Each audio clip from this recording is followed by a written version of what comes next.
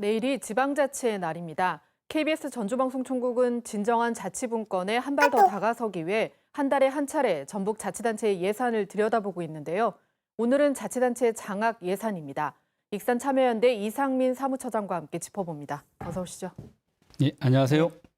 앞서 보도에도 나왔지만 무상교육이 시행됐는데도 이장, 통장, 새마을 지도자의 중고등학교 자녀들은 장학금이 지급된다. 선뜻 이해가 안 되는데 이건 좀 어떻게 된 건가요?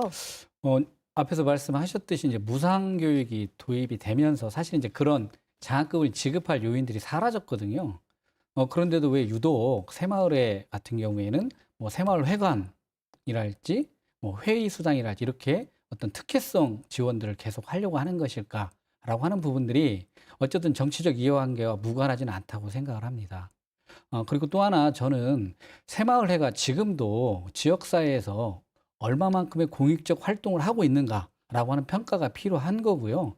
그런 평가에 걸맞는 이런 지원에 걸맞는 활동들을 하고 있는가라고 하는 평가를 통해서 그 폐지 여부에 대한 좀 더 심각한 논의가 필요하다는 생각이 들고요.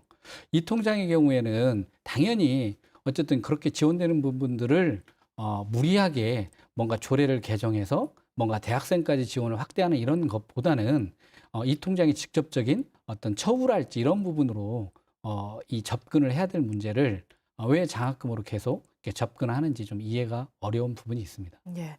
그리고 또 수도권 등의 일부 대학생만 주는 장학금도 논란이었는데요. 국가인권위의 개선 요구로 일부 이제 전국 자치단체 대부분이 이런 제도를 폐지했는데 전북에는 아직도 이런 제도를 유지하고 있는 곳이 있다고요.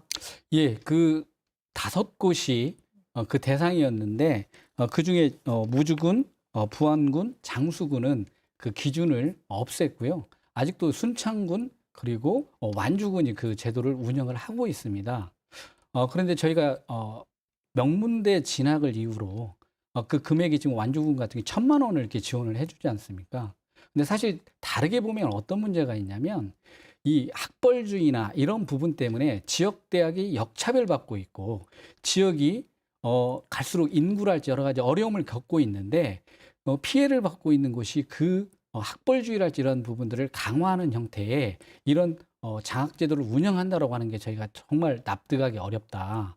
오히려 지역을 중심에 둔 지역과 함께 할 수 있는 지역 인재의 장학금이 집중되는 것이 맞는데 아직도 이런 시대의 흐름, 학벌주의라고 하는 부분들이 조금은 크게 시대의 요구와 맞지 않은 역행하는 그런 사업이라고 생각을 합니다. 예. 그리고 또 하나 시대 변화나 지역 특색에 맞춘 이색적인 장학 사업도 있습니다. 어떤 것들이 있고 또 이게 효과가 있는지도 좀 궁금합니다. 예, 그 앞에 리포트에서도 나왔듯이 대학에 지나가지 않는 사람을 대상으로 해서 어떤 취업이나 창업을 위한 교육 예산을 지원하는 곳이 장수군과 부안군이 나와 있는데요. 사실 근데 그 내막을 좀 들여다보면 1년에 최대 100만 원입니다.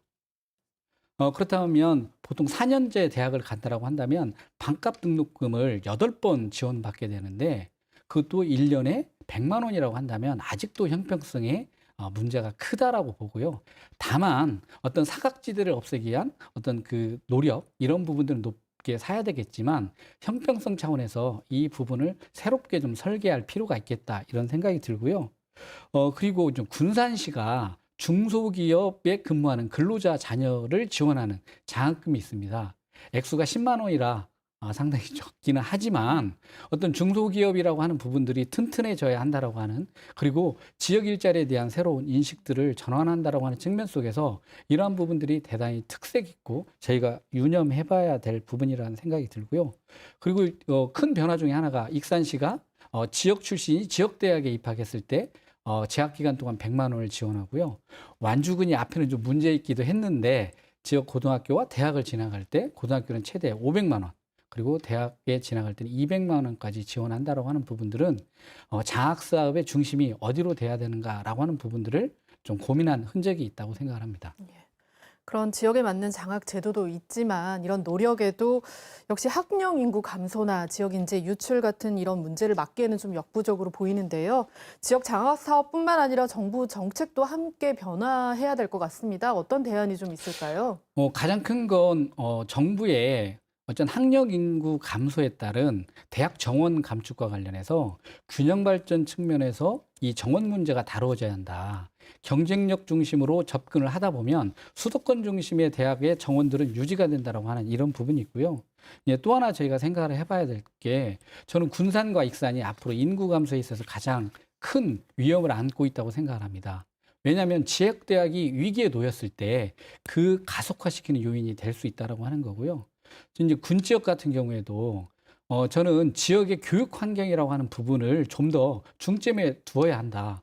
오히려 유학 간 학생을 지원하기보다는 초중고를 지역에서 충분히 학업을 가능할 수 있도록 하는 부분들이 지역 인구 유출에 있어서 보다 중요한 부분이지 않은가라는 생각이 들고요.